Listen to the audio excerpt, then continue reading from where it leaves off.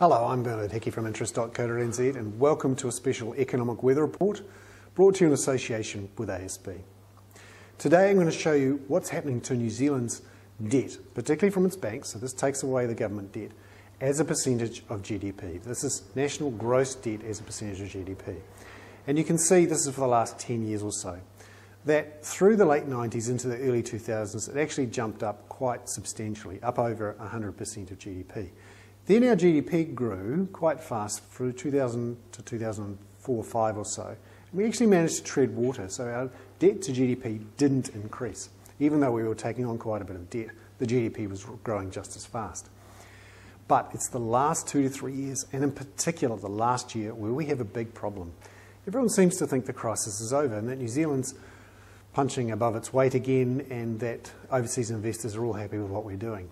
They're not.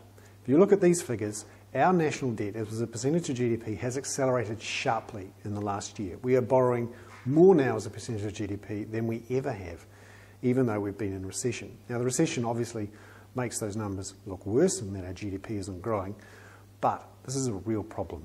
And it's surprising that so far the international ratings agencies have not focused more on this chart, which tells us how fundamentally sick our economy is.